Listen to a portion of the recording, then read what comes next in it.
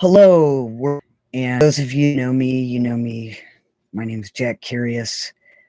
I'm living out in the middle of nowhere, Texas, since the end of the first lockdown in Los Angeles, and I lived in New York City prior to going back to LA. At the end of 2018, I lived in New York for 20 years on the Lower East Side, and I don't know what the hell I'm going to do. I have lost all touch with civilization, it seems like. And I just wanted to talk to people that maybe are going through the same stuff. Like, I heard there's a lot of people that moved back home with their parents. I'm in my early 50s now, so my dad actually died while I was living out here. Um, he wasn't here, but he passed away since I've been living out here in the middle of Texas, and I'm staying with my mom, which is strange because I left home when I was like 15 years old. So, if you're back at home, how is that for you? How are you dealing with that? Because that's really been something for me. And I don't know what to do. Um, like, I'd love to go home to New York, but I know it's not going to be the same. Just like after living in New York for 20 years, going back to LA, I was literally devastated over how shitty everything was, because I don't know, I guess in my mind, I was going back to the Los Angeles of the late 90s, and that's not what it was like at all. But this first, everything was going crazy with people with their families and their friends over politics. And now it seems like everyone's going crazy and over this, I guess we're not allowed to say it on YouTube, over the jab. And a lot of my friends on both coasts have taken the jab, but a lot of my friends are not. And a lot of my friends have had the V, they got sick and survived. And I just want to know how people are dealing with that, because there's obviously something more going on here than what's going on. And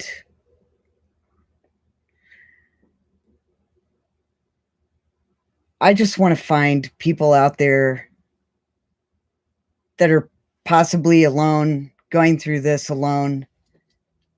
There's a lot of different hot button issues happening out there. I just got in a huge argument. I don't even know why it was an argument with one of my friends last night over the whole. I was talking about trans kids in sports. She was talking about fully developed trans women after they had, obviously gone through puberty and lived as biological men before transitioning to trans women. And I just was trying to point out that the fight over that, the fight over trans people in sports, trans adult people in sports competing against, like, trans women competing against cisgendered women. If it's not a fair race or a fair fight, it's just not fair. But what I was trying to say was that it's trickling down and it's affecting children and trans kids. And that sucks.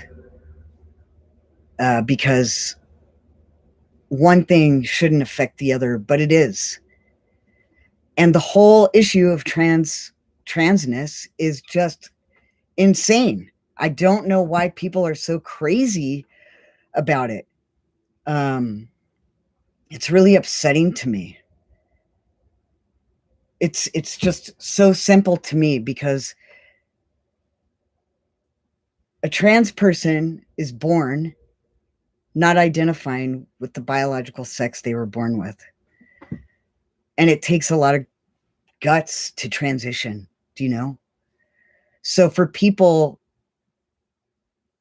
to be angry and transphobic, and what transphobic is transphobic is when you know someone's a trans woman, whether you agree with it or not. It's really not up to you or me or anybody else on the planet. But if someone's a trans woman and you keep calling them a man, that's transphobia. You know, like it's that simple. Just, I know it's hard to wrap your mind around it, but we got to get there because it's not going away.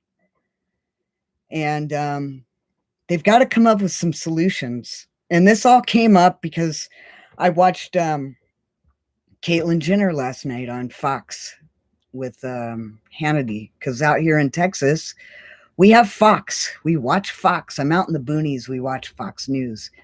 And before I moved out here, one of my friends used to joke around with me and say she was going to send me a t-shirt that said Fox News, the truth. And I was like, I would never wear that. I can't even believe you watch that channel. And now here I am. It is the only source of news. You know, I'm out here with my family. And I thought it was a great interview. I like Caitlyn Jenner. A lot of my friends don't like her. On both sides of the aisle, politically and, you know, LGBTQ and heterosexual cisgendered people. Like, a lot of people don't like her. I like her. I hope that she comes to a solution to help the trans kids that haven't gone through puberty. Do you know what I'm saying? That aren't going to win cisgendered girls, that it's going to be an even race or an even competition. I hope that she gets there. Do you know? I really do hope that she gets there because I know how important that is. And I really hate fighting with my friends about this shit. So I also pressed the button that this is not made for kids, this show, because I tend to drop a lot of curse words. So that's one of the things I wanted to talk about too. And I don't know if enough people feel like talking about it. I'm here to talk about it. I'll talk about anything. Hopefully some of my friends will get on here and stir the pot. And I don't know, I'm just getting tired of being isolated. And I guess this is sort of like the new normal way of reaching out, you know? And there's just so much going on. And I was also seeing something where there's some kind of a vacation that's happening where there's not going to be any power or something like that. I don't know. That came on one of my feeds. I have a ton of different feeds happening. But does anyone know about this? And also, I didn't watch Tucker Carlson last night. A lot of my liberal friends tell me that Tucker Carlson is a racist. I've never experienced him that way. But I really appreciated him going on to the cdc.gov site and talking about the actual statistics of, oh, there, I said it, the jab. Let's talk about that. Did you guys hear that? Where in America alone, recorded on VAERS. You can find that at cdc.gov.